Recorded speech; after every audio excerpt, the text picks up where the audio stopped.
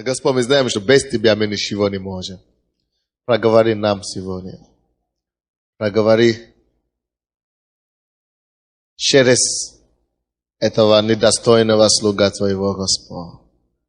Пускай Твое слово будет как золото для каждого получающего его сегодня. Во имя Иисуса Христа. Аминь. Я проповедую сегодня на теме христианское поприще. Это как христианский путь, про христианское хождение, про христианская дорога. Что значит быть христианином? Что часто случается с нами? Что чем мы можем сталкиваться в христианском хождении? Да, можем лучше так. Христианское хождение, христианское поприще. Поприще – это русское слово, но только, наверное, старое, наверное. Люди в основном используют путь сейчас и дорога. Но поприще тоже правильно, это тоже слово русское. Давайте откроем Бытие, 13 глава, и будем читать первый стих. Бытие 13:1. Бытие 13:1. Христианское поприще. Первый стих говорит: «И поднялся Авраам из Египта, сам и жена его, и все, что у него было, и Лот с ним на юг». Обратите внимание на некоторые слова здесь, на второе слово там. «И поднялся Авраам». Это слово «поднялся» что-то нам должен говорить. Поднялся – это результат, это действие, которое мы производим после падения. И когда человек ложится, он поднимается. Когда человек падает, он поднимается. Вы знаете, Авраам, он еще не был Авраам. Он был Авраам пока. Он был призван Богом. Но где-то на пути Бог его призвал на юг. Юг, то есть в страну обетованную. Но где-то он сошел с дороги. Он упал. Вы знаете, падение бывает в христианской поприще. Аминь. Есть падение в христианской поприще.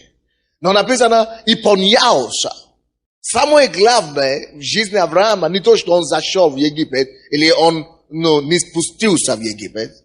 Но самое главное в том, что он нашел силу себе, поднялся и вернулся идти по Божьим путям.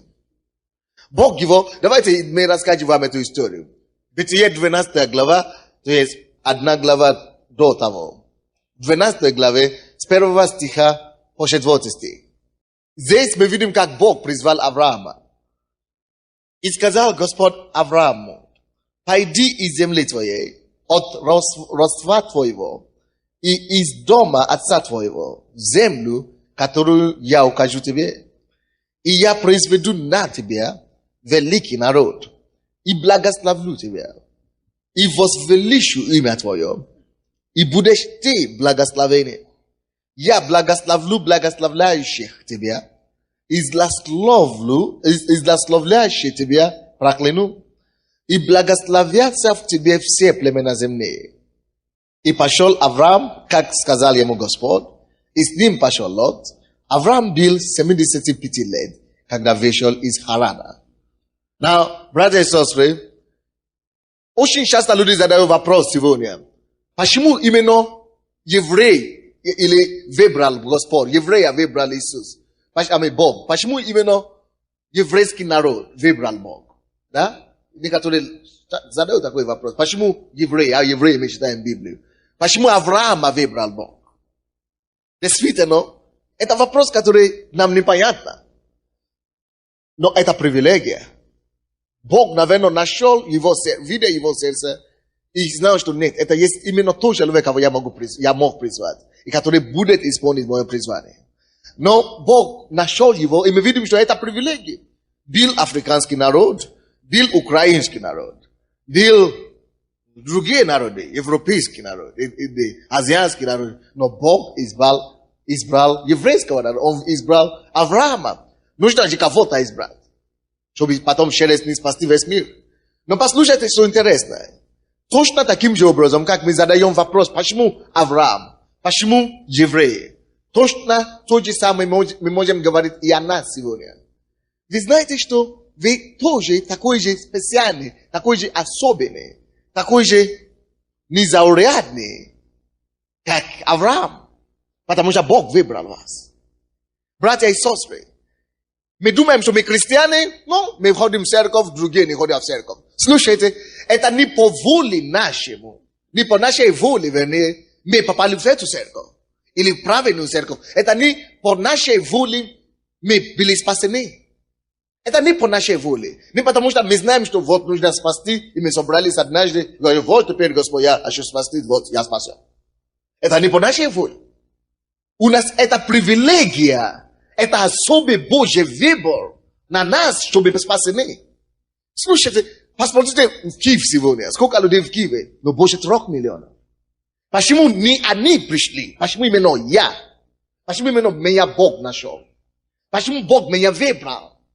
И потому что если вы поймете до конца, что значит спасение и быть спасенным, вы бы задавали себе этот вопрос до конца жизни.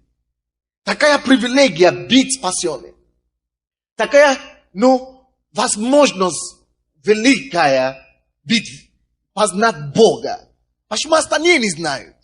Есть люди в этом мире, которые умнее меня. Почему они не додумались до спасения, до покаяния?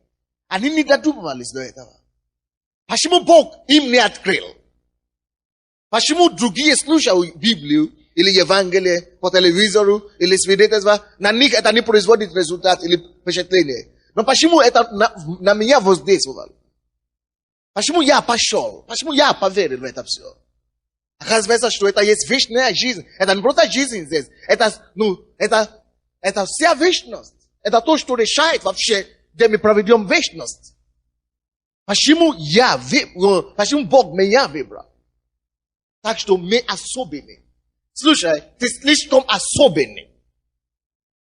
Не смотри на себя так, как Машу несчастную. Или как на Ларису неудачная. Или как на Николая безугодника. Никогда больше на себя не смотри. Братья и сестры, слушай, если честно, это не преувеличение. Это не, хвастовство перед другим. Это факт. Послушайте то, что я скажу сейчас. Это факт, то, что нам лучше, чем большинство людей в этом мире. В этом городе. Слушай, если любой человек не спасен в этом городе, твоя жизнь удачнее, чем его или ее жизнь. Мы не имеем права завидовать кого-нибудь, кто бы он ни был, от президента, от миллионер, кто бы он ни был. Если он без Христа, то, что я имею Христа, он еще не додумался вообще никогда в свою жизнь до половины той радости того мира, который я имею, только потому что я христианин. Несмотря на все неудачи, которые могут быть возле меня, несмотря на то, какая критическая положение у меня в семье, или что, но внутри меня, моей сути, моей христианской жизни, моей личности, если я хожу за Христом, я счастливее, чем их все вместе взятые. Слушай, вы должны знать это. Бог пошел, он смотрел на весь мир. Много людей было в мире. И он нашел одного Авраама. А потом через него весь мир был благословен. Но точно таким же образом Бог ходит. И послушай, кого Бог нашел. Тебя он нашел. Но кто я такой? Сколько я заплатил, чтобы я был спасен? Ничего. Кому я написал письмо? Кто мой родственник? У кого у меня есть во власти? Никого, но Бог все равно нашел. Ты человек предназначения. Ты человек судьбы.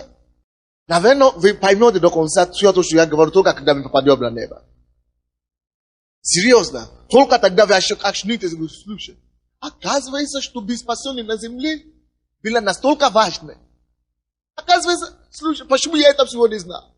Но я не хочу, чтобы вы жалели. Чтобы вы это узнали только там. Начали думать об этом сейчас. Нам особенно повезло. Поэтому мы дорожим наше спасение больше всего угодно. Но таким же образом, Авраам был избран Богом. Почему он? Были многие племен, было много народностей, было много наций. Бог просто его нашел и его выбрал. Оставив все остальные нас.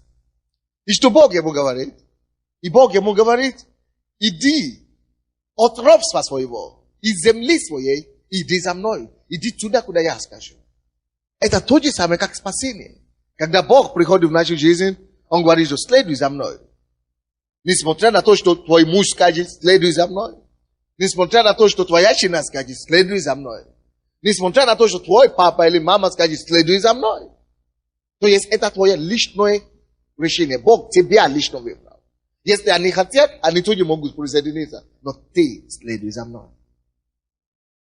Куда идти, Господь? Я не знаю. Но Господь, я бы не сказал, куда идти. Но Он его направит, куда идти. Он говорит ему, как идти туда. И Бог ему говорит, во 2 стихе, и я произведу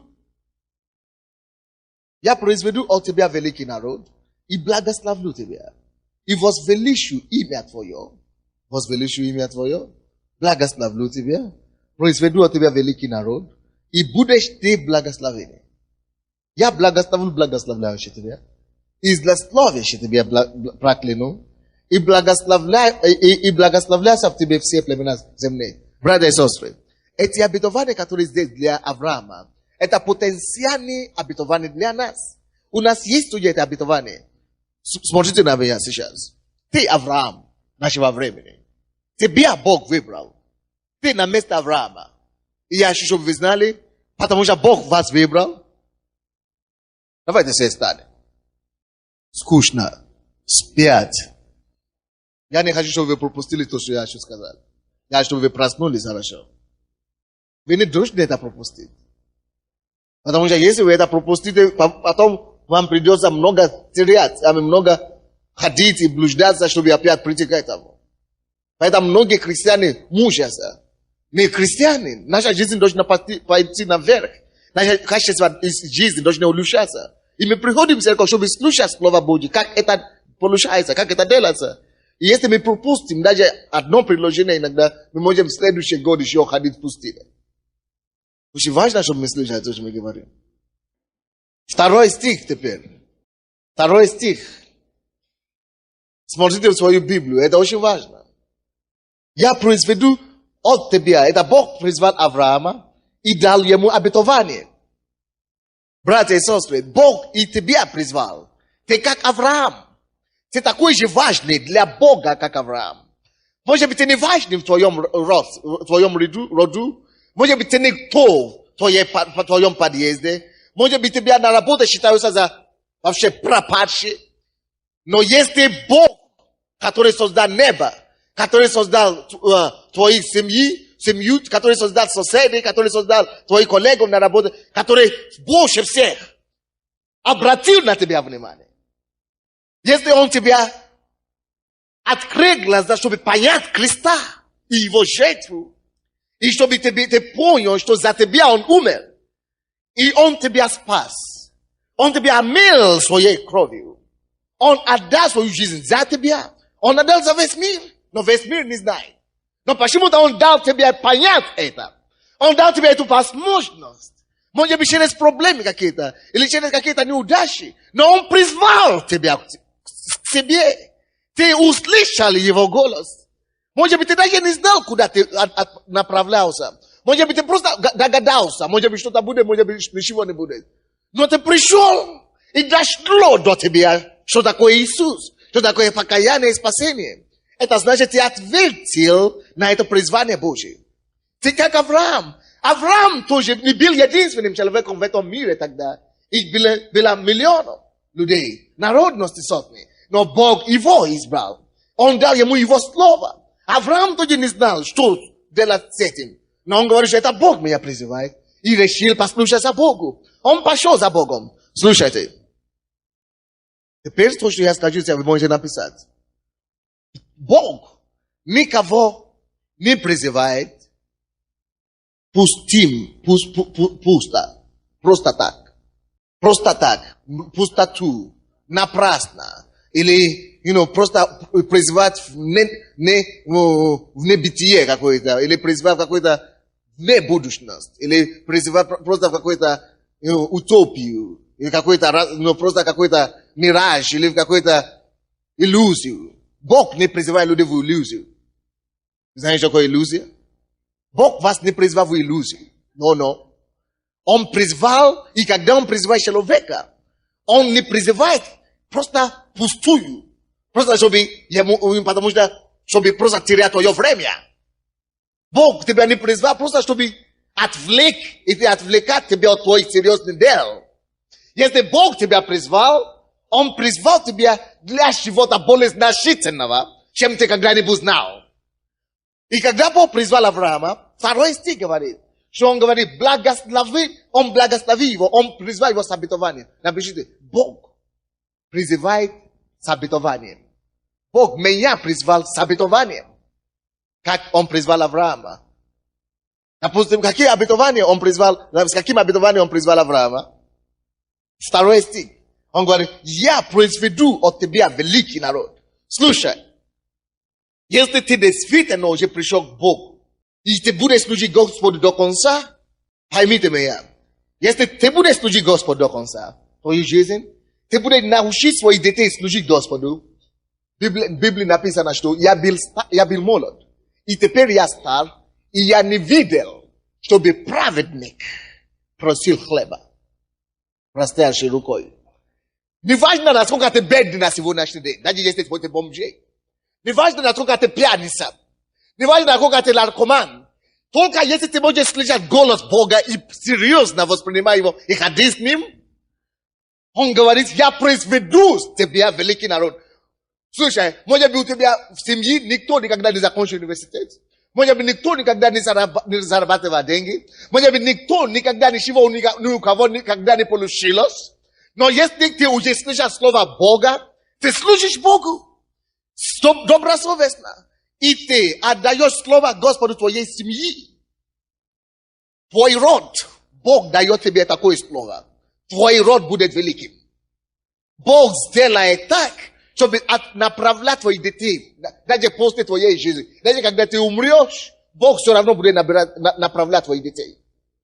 И в конце концов, ты из незначного, ничтожного семейства, твое семейство и родство станет настолько значительным, и это есть благословение Авраама. Это есть то благословение, которое приходит за то, что мы служим Богу. Слушайте, есть такой семья в Америке, Эдвардс, Джонатан Эдвардс. Был такой проповедник, который проповедовал еще в индейцам, американский индейцам в Америке. Он был проповедником. Вы знаете, в прошлом веке существовала такая традиция вырастания, нарисования или вырастания дерева, как называется, семейное дерево. Да? Или как у вас называется? Семейное дерево, да? Линия что? Линеологическое чего? Дерево. Да, линеологическое дерево. Вот, послушайте, он был верующим первый. Так? И когда он пришел к Богу, он начал проповедовать. Ну, было 9 детей, сколько. А потом через 200 лет, через 100 лет, или сколько-то, и когда нарисовали это дерево, рисуют, из них он был никто. Неграмотный, может быть, но он стал грамотным, он стал очень умным. И он проповедовал Евангелие. Просто потому, что он был верующим. Это пример. А вот то, что Бог говорит. Если ты служишь Господу, и ты посеешь свою жизнь на спасение людей, чтобы даровать людям счастье, просто потому, что ты ответил на призыв Бога. Джонатан Эдвардс из его семьи, семейства, получилось 29 сенаторов, по-моему. There's 60 конгрессменов. И, разные. Поколения. Множество врачей. Множество, профессоров, академики. И миллионеры. От того, что простой проповедник, который жил среди индейцев. Как это случилось? Он умер. Но Бог продолжал направлять его линию. Семейную линию. И Бог направляет судьбу. И все судьбы его детей, и потомки, и так далее, и так далее.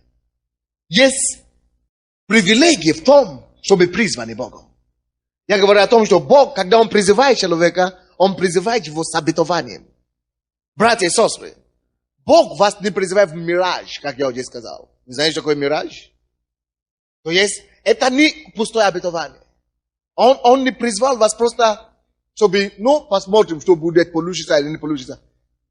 Поэтому мы читаем об Аврааме в Библии. Если ты можешь читать линию, семейную линию Авраама, ты можешь надеяться и полагаться на то, что твоя семейство тоже будет направлена таким образом. Даже у Авраама были дети, которые были неверующие и так далее, которые отпали от Бога и так далее, но была Божья рука, которая не давала им пропасть, которая всегда избавляла их, которая всегда направляла их, исправляла и всегда приводила их на нормальный путь. Поэтому мы с вами не просто привилегированы, нам, я не знаю, страшно повезло. Не просто ради нас сейчас, но ради нашего будущего, наших детей и так далее. Допустим, я знаю, что мои предки все, мои потомки, детей, я буду служить Богу. Если я это сделаю, остальное это уже Божья ответственность. Но я знаю людей, которые, их предки были миллионерами. И сейчас они сами валяются на улице. Но у тебя будет наоборот. Почему? Не потому что все мы полагались на папу раньше, теперь папа умер, или мама умерла, теперь некуда все начало разваливаться и так далее. Нет.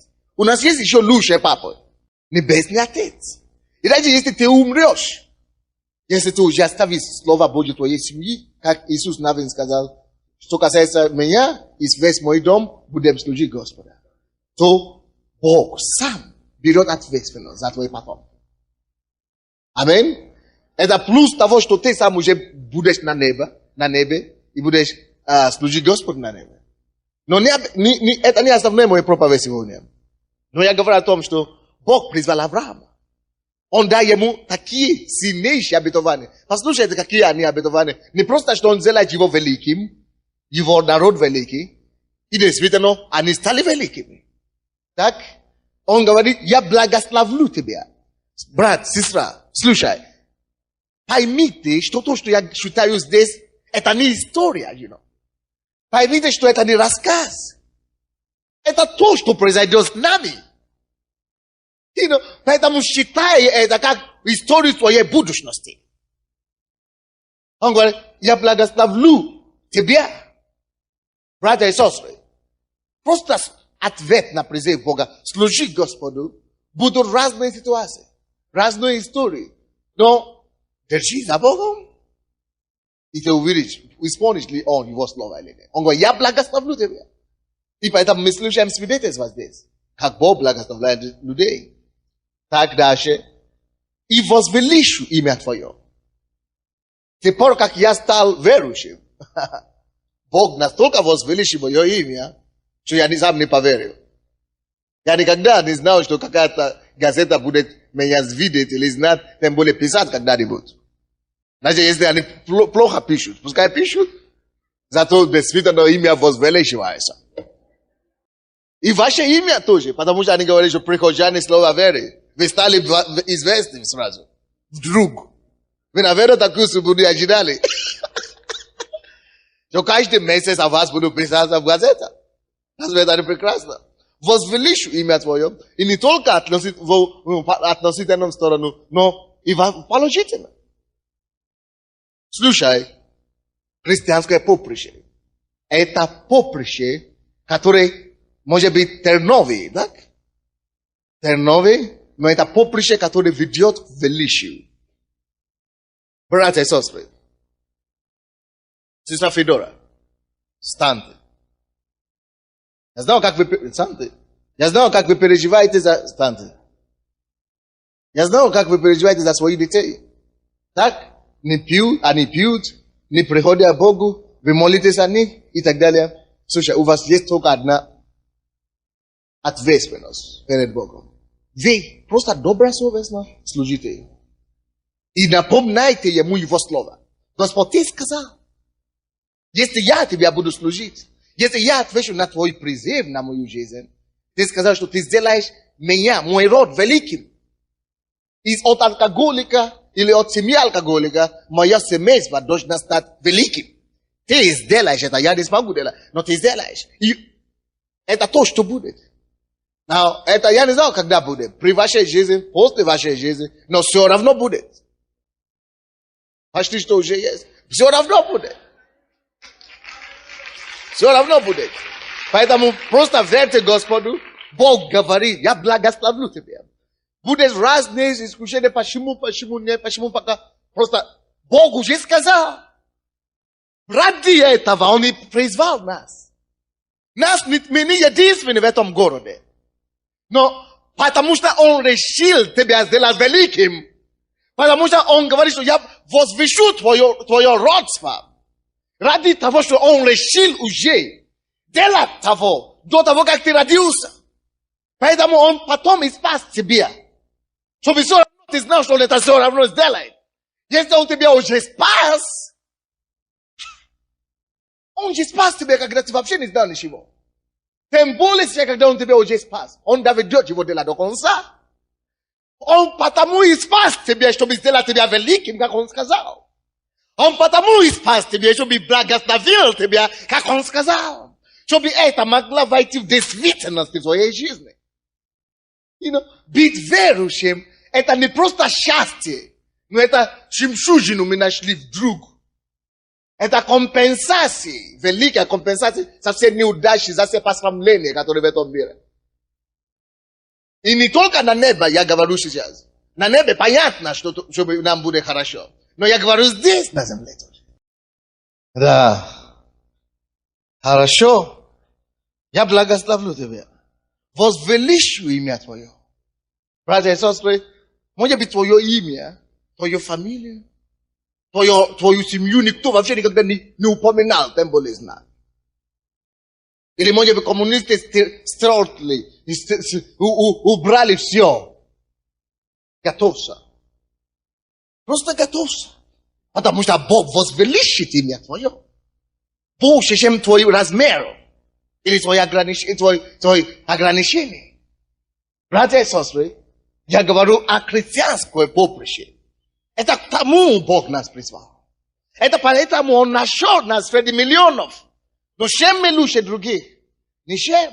Но наша сила, наше преимущество заключается в том, что Бог спас нас. Он выбрал нас. Он нашел нас. Мы ответили на Его призыв. И мы идем в величию вместе с Ним. Пророчествуй это в жизни твоих детей. Говори это им, что слушай. Не думай о себе, как другие думают о себе. Не проклинай свою жизнь. Не думай о себе, что у тебя ничего не получится. Слушай, ты рожден для величия. Ты был избран Богом. Даже если я умру или что-нибудь со мной случится, Бог всегда будет с тобой, с вами. Бог всегда будет поднимать вас. Но потому что вы ответили на призыв Бога. И, братья, как христиане, мы должны быть в курсе об этих вещах. И мы должны это передать нашим детям тоже. Мы должны убедить себя в том, что Бог говорит правду. Кто знает, что Бог говорит правду? Он говорит, я возвеличу имя Твое. И, слушай, я благословляющих тебе. Слушай, если кто-нибудь делает что-нибудь для нас, кто-нибудь делает нам добро, конечно, мы благодарны им. Конечно, мы признательны им. Но плюс наша благодарность им, Бог говорит, любой человек, кто благословит тебя, Бог благословит. Почему? Благословить того, кто благословляет меня. Почему? А очень просто. Это должно доказать тебе, что Бог смотрит над тобой. Бог наблюдает за тобой. Бог видит каждый каждого, что делает в отношении тебя. Бог видит то, кто относится к тебе хорошо. Бог видит то, кто благословляет тебя. Бог видит то, кто пренебрегает тебя. И тебе надо переживать за это. Хорошо. Бог наблюдает за тобой. Слушай, ты слишком особенный. Ты слишком специальный. Почему? Потому что ты уже ответил на Божий призыв. Он говорит, если кто благословит тебя, это не пройдет мимо Бога. Незамеченный. И если даже кто будет проклинать тебя, он говорит, что они ненавидят тебя, он тебя ненавидит, он будет тебя делать зло, пускай делает. Пускай делает. Бог говорит, что и прокляну. Это не моя обязанность проклинать их. Бог проклинает их. И прокляну злословящий и проклинающий тебя. Бог стоит в ответственности. Вот почему мы, как христиане, не делаем людям плохо. Потому что мы это знаем. Вот почему мы, как верующие, мы не злословим людей. Потому что если ты будешь злословлять людей, Бог говорит, что особенно верующего. Бог будет злословлять человека, который злословит любого верующего. Неважно, ты верующий или не верующий. Ты принесешь свою жизнь вот это проклятие. Понимаете, да? Вот почему Бог учит нас и говорит, пожалуйста, верующие, ведь другие не воздавайте зло за злом. Не воздавайте, не побеждайте зла злом. Пожалуйста, не воздавайте зло злом, люди. Не давайте зло за злом. Пожалуйста. Потому что если вы начнете давать зло за зло, как я тогда могу? Я уже сказал, что я прокляну проклинающий. Если вы начнете проклинать, значит и вас прокляну. Пожалуйста, просто отдавайте сегодня. Доверьтесь мне, говорит Бог. Так что мы такие важные. Но нам надо это знать. Потому что если мы это не будем знать, мы не будем поступать соответственно. Мы даже не знаем, что мы есть такие. Я думаю, я старая Лариса. Или Николай Неугодника. Или что-то такое. Нет. Измени мышление твоей жизни. Читай Библию. Понимай Библию по-другому. Ты человек предназначения. Ты избран Богом. Его выбор остановился на тебя. Есть будущность для тебя. Бог призывает человека с обетованием. Бог никого не призывает без обетования, пустую. Вы это отметили себя, да? Бог тебя призывает с обетованием. У него хорошая жизнь впереди для тебя. У него светлое будущее впереди. Он говорит, только я знаю намерения, какие имею у вас. Намерения на благо и не на зло. Чтобы дать вам будущность. Бог собирается дать тебе будущность, поэтому Он тебя призвал. Бог собирается дать мне будущность, поэтому Он меня спас. Я вам не могу рассказать мою историю. Я уже много раз рассказывал. Когда мне было 6 лет, мы потеряли все то, что у нас было в семье. У нас была привилегированная семья, царская семья. Но все за 3 года, все старшие дети, которые были кто-то, они все погибли. Остались дети. И мама у инфаркт, попала в больницу. У нас не было ничего, пока Иисус не пришел. Как только что Иисус пришел, мой брат, он доктор сейчас наук, он работает в американском престижном телекомпанию ABC. И моя сестра преподает в колледже. Мой другой брат занимается политикой. So yes, у нас было основное, так только когда Иисус пришел. Иисус приходит, чтобы дать нам судьбу. Ты не останешься в этой положении, где ты находишься сегодня. Но невозможно, потому что ты ответил на его призыв. Бог призвал нас обетованием. Настрой твоих детей таким образом. Настрой твою семью на то, чтобы верить Богу. И чтобы следовать за его призванием. Так, христианское поприще. Когда Бог призвал Авраама таким образом, Авраам пошел по призванию Бога. Он поверил Богу. И он пошел так, как Бог его вел.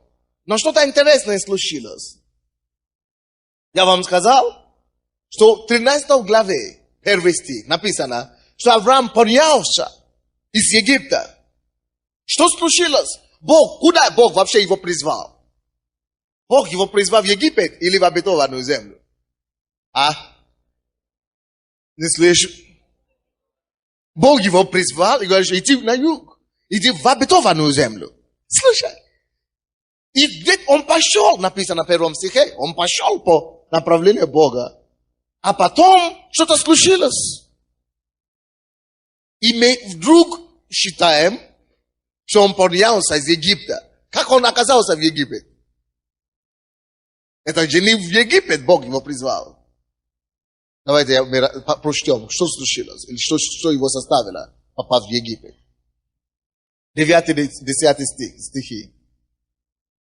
12 глава Бытия. 10, 9 и 10 стих. И поднялся Авраам и продолжал идти к югу. Это было то, когда Бог его призвал, он поднялся и шел туда направление, куда Бог его вел, юг. Это когда его Бог призвал, он поднялся и продолжал идти на юг. А в 10 стихе, давайте посмотрим, пожалуйста, 10 стих. И бил голод в той земле. И сошел Авраам в Египет. Пожить там, потому что усилился голод в земле той. Авраам уже услышал голос Бога. Он слышал, что да, это Божье призвание. Бог меня призывает идти таким образом. Братья и сестры, как и мы с вами. Многие из нас, когда мы приходим к Богу, мы знаем, что да, это надо. Это надо. Вот так нужно жить. Нужно ходить за Богом. Вот так. Нужно идти в церковь. Нужно служить Богу. Нужно послушаться слову, Богу и так далее. Голос Бога и так далее. Мы знаем, что как нужно жить. Но обычно возникают на нашем пути всякие обстоятельства, всякие стихии, всякие непредсмотренные обстоятельства. Допустим, когда Бог ему сказал идти на юг, Бог ему не сказал, будет голод на дороге. Он этого не ожидал. Точно с нами бывает. Мы знаем, что не стало хорошо, когда я пришел к Богу. Не стало хорошо.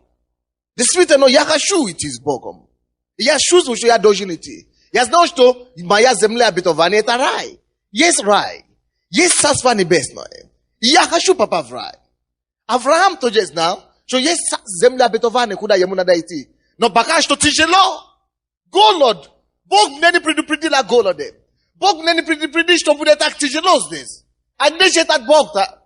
Бог, голод наступил. И он не знал, что делать. Он, наверное, начал молиться. Господь, сделай что-нибудь, голод. И вы знаете, написано, что вместо того, чтобы Бог убрал голод, что и усилился голод в той земле. И усилился. Слушай, я понимаю Авраама. Он говорит, слушай, я молюсь, чтобы это вообще проблема ушла, а наоборот сливается, слушай. Какая-нибудь страна рядом есть, которая хотя бы голода нету там. Вот да, Египет же рядом нету там голода, Боже мой. Давай я побегу, а то я бы тут уже умру, потому что вроде бы Бог должен помочь, а наоборот усиливается проблема. Слушай, я убегу, то есть, вы понимаете его человеческое ощущение, да? То есть, Бог призвал его и дал такие чудесные обетования, такие прекрасные будущее, да? Такие обетования, такие перспективы прямо рисовал, что лучше уже некуда, да? И тут, вместо этого земля, где течет мед, и это молоко, он в голод попал. Боже мой, как это, причем тут... И он начал, то же самое с нами происходит. Братья и сестры, мы начинаем ходить с Богом. Мы говорим, что да, хорошо, я хочу попасть в Царство Небесное, я не хочу отойти от Бога. Мы ходим, и какая-то сложность появляется. Или проблема, которая у нас была раньше. Мы надеемся, о, Господь, сейчас я молюсь, значит, эта проблема сейчас пройдет. Я молюсь, значит, Бог сейчас что-то сделает. Я молюсь, что-то так произойдет. И вдруг, слушай, Бог вообще не только ничего не делает. Усугубляет мою проблему. Боже мой. А Бог, где ты-то? Ты же, вроде бы ты меня спас. Вроде бы ты обещал, что благословлю тебя. Взяла твое имя великий, место великий, я вообще, какой великий? Причем тут великий вообще? Тут вообще речь не идет о том, чтобы был великим, а чтобы я тебя выжил. Ну, голод, чтобы не умереть от голода, во-первых. А потом будем решить остальное. И как бы он ни молился, я представляю его ситуацию, как бы он ни молился, слушай, голод не ушел. Бог не отвечает.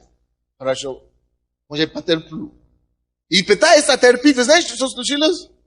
Усилился голод. Может быть, у тебя, ты тоже находишься в том же ситуации. Может быть, у тебя проблема со здоровьем. Я говорю, Господь, сейчас меня исцелит. И пошел через полгода к врачу, обнаружились еще одну опухоль. Боже мой. И, слушай, я уже не знаю, ну, сам шатец попал. Ну, где же Бог? Ну, не знаю. Ну. Вот такие вещи, которые составляют людей зайти в Египет. Сойти с дороги Божьей. Нет, наверное, я уже к экстрасенсу зайду. Я помню, у меня был один экстрасенс до того, как я вообще эту веру принял. Или у меня был какой-то батюшки или что-нибудь, как у вас, дедушки, да, или бабушка, которые, бабушки, да? Не, женщины, которые принимают по домам. Бабки, да? Да, бабкам. Я помню, что у меня какая-то бабка там есть в селе. Ты человек, вроде бы он начал хорошо с Богом идти, да? И он видит, что моя реальность, да, пока не то, что не улучшается, а еще и усугубляется. И люди из-за этих таких давлений, они часто заходят с дороги. Сходят с дороги. Сходят с дороги и начинают идти по сторонам. А как по поводу Божьего призвания? Как по поводу земли обетования? Они временно забивают об этом. Но вы знаете, что это зря? Я вам прочту до конца. Знаете, у него тоже была такая ситуация. Он верил Богу.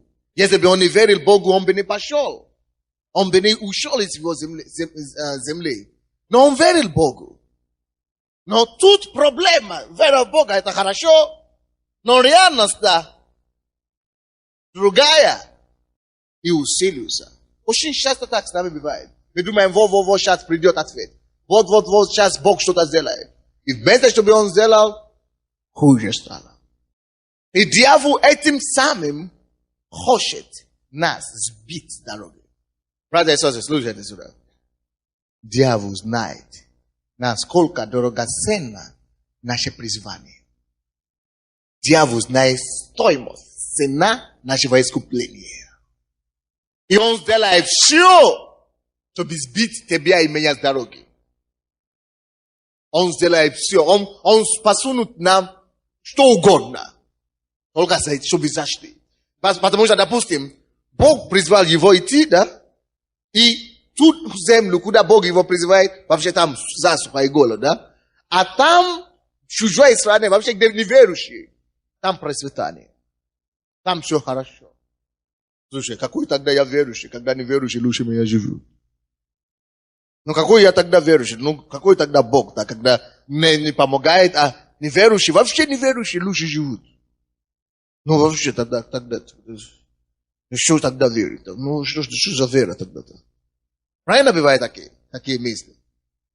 Вот, и такие мысли как раз наступили в голову Авраама.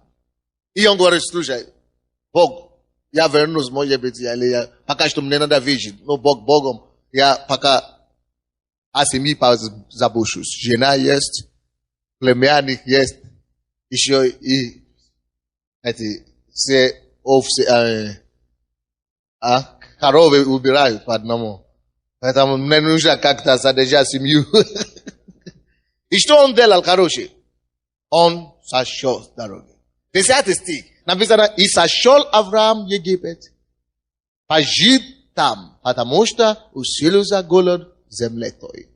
Вот, это слово сошел, да, в Египет. На английском, это то же самое, как слово и, написано, и опустился в Египет. Это синоним, да, можно говорить, сошел в Египет, да, или писать опустился. Пустился. Но на английском это называется пустился. Это когда человек падает, пускается. So есть он был на вершине раньше. На вершине, на высокое место раньше. Он шел по высокой дороге раньше. Он шел по Божьей дороге раньше. Но потому что он хотел кушать. Есть потребности, есть трудности здесь. И он опустился. Он пустился в Египет. Вот. И когда он попал в Египет, вы знаете, действительно там была красота. Там было богатство. Там было все.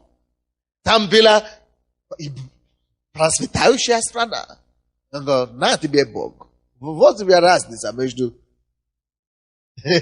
твоей землей обетованной, да? И на тебе жизнь. Тут казино. Или тут ночное, это самое. В ночном клубе. Или тут университет. Это то же самое, как женщины, которые мне уже 29 лет никто не берет. Я помню, когда я была в миру, вообще не проходит неделя, чтобы мужчины не обращали на меня внимание. А тут все братья откровения ждут.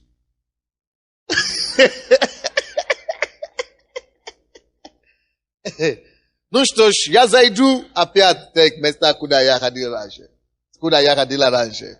Я помню там всегда изобилие эти ребят. Я понимаю,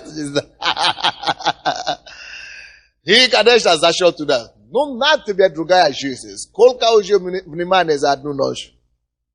Сколько приложений, сколько виски, сколько... Ну, и тут изобилие. А то бывает дома, что даже нечего кушать на ночь. А тут на тебе все новалом. Да, это... Когда дьявол давит на нас, он создает иллюзию благополучия. То есть он все показывает тебе, все в хорошем свете, чтобы тебя ловить. Вы понимаете меня, да? Или, допустим, Бог тебя не исцеляет, а потом ты попал в бабки. Говорит, на тебе, ну. И как только что ты заходишь в этот дом, бабка говорит, я вижу твою проблему. У тебя дочь ушла из дома. О, слава тебе. О, может быть, она уже сразу, я только одна, а я уже в эту церковь уже второй год хожу. А тут, только не успел зайти в дом, уже мне говорят, какая проблема. Слава тебе, Господь. Наверное, Бог предусмотрел, чтобы через бабку все равно. Вот, это то, что делает, это, как его, Авраам.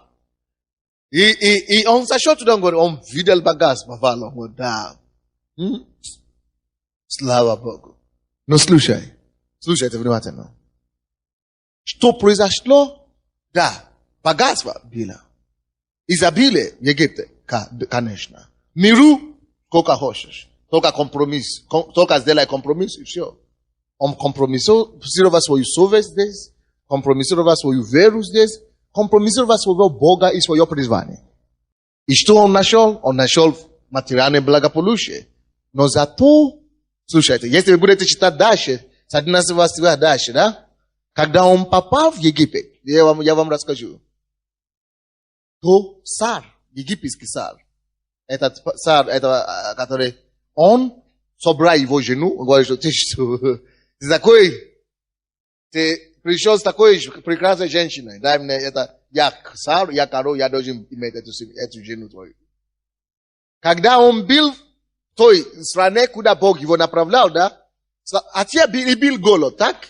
Был голод там, не было чего кушать. Но зато у него семья была. Никто его семью, его жену от него не собрал там.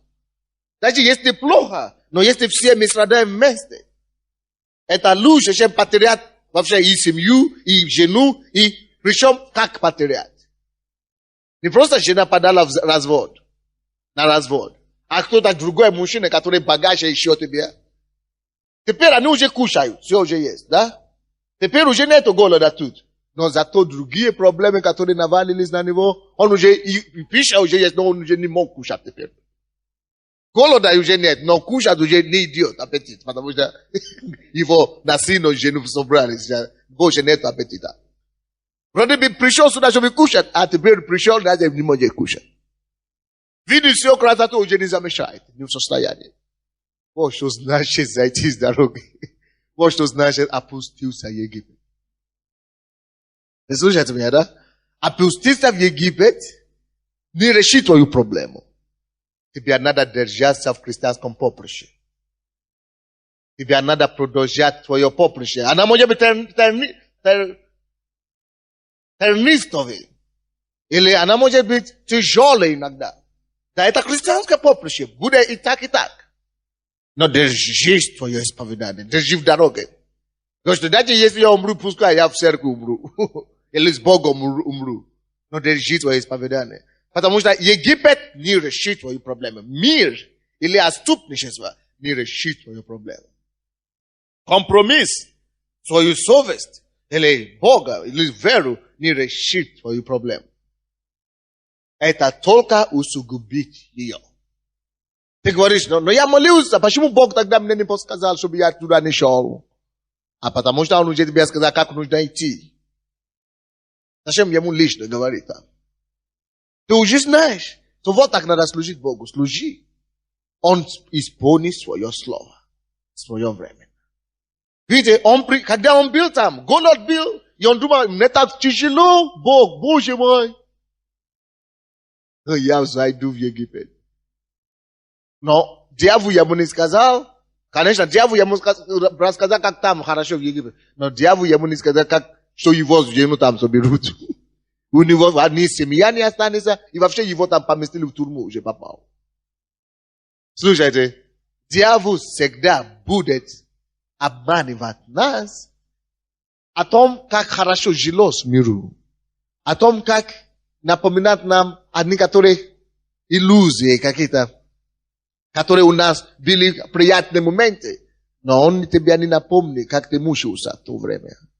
Он тебя не скажет, как ты страдал в то время. А он тебе только скажет, что нет, ты вернись. Потому что дьявол знает цену нашего спасения. Он знает, что его самая большая задача это свернуть нас.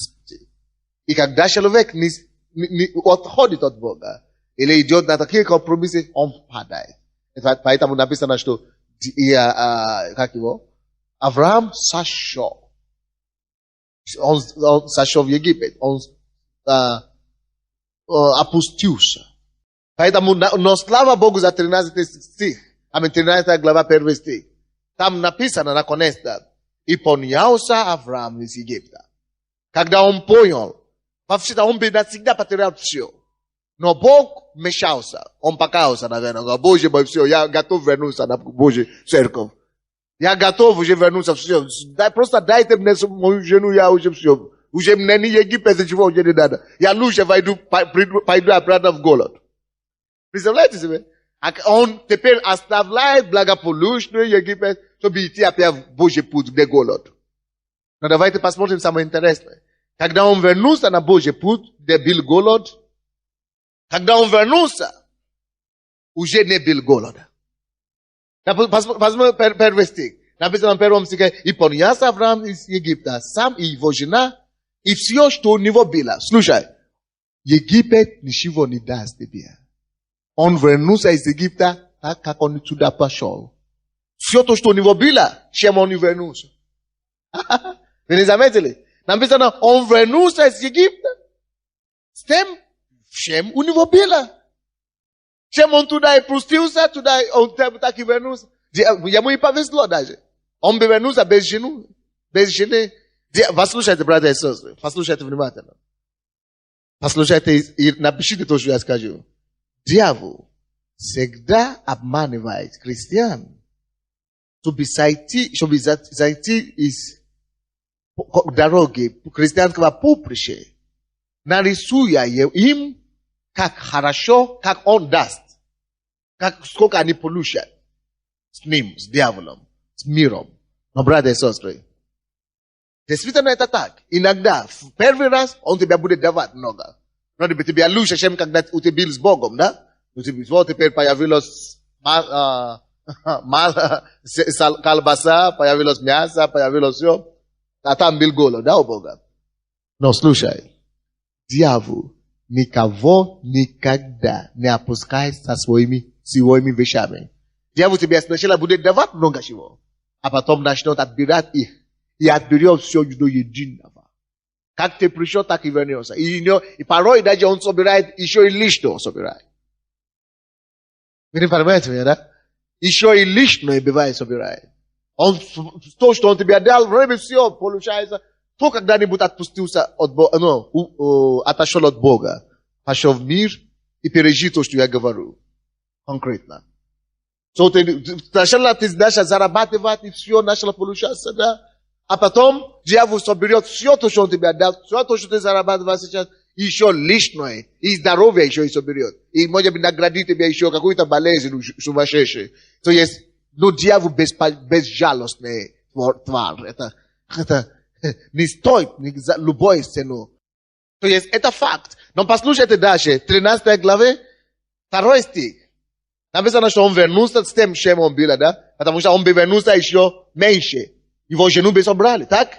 Но 2 стих говорит, и был Авраам очень богат, котом и серебром и золотом. Когда он вернулся в ту землю, где был голод. Братья и сестры, слушайте внимательно. Он вернулся в ту землю, где был голод, уже не было голода. Уже было процветание его ждало. Он стал богатым и серебром, потому что он терпел на Божьем поприще. Терпел, и Бог давал ему. Аминь. То же самое, как женщины. Есть женщины, которые знают, что нельзя выйти замуж за неверующего. Они говорят, никто так еще ко мне так никогда не относился. Но у него все, у меня 2 детей, и, одна я не потяну, а у него машина есть, Даша есть, хорошо зарабатывал. Думал, он не верующий, что это хороший человек, не пьет, не курит. Но это не в этом же вопрос. Хороший человек без Христа, это тоже дьявольская приманка. Да, это тоже дьявольская приманка. Потому что если человек не возрожден внутри, нету разницы. Он пьет, не пьет или что. Он не возрожден. Его суть-то не изменилась. Все равно сатанинское, дьявольское, греховное. Да? И потом, такие люди, у меня есть несколько примеров таких, которые ходят в нам в церковь. Они знали все.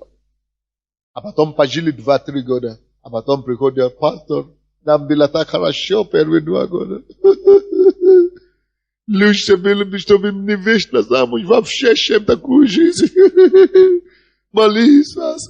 Почему Бог допустил? Если ты это еще скажешь, я тебя выгоню из моего офиса. Какой Бог допустил? Это ты допустил, а при чем тут Бог? Надо наоборот каяться, что Господь помилуй. Потому что Египет просто дает иллюзия благополучия. А потом отберет все то, что у тебя было, то, что он тебе дал, и еще лишнее отберет. Аминь. Это невыгодно служить дьяволу. И потеряет все. Это мы закончили эту проповедь, это первую часть. Следующее воскресенье я продолжу. Второй части, это христианское поприще. Давайте преклоним нашу голову.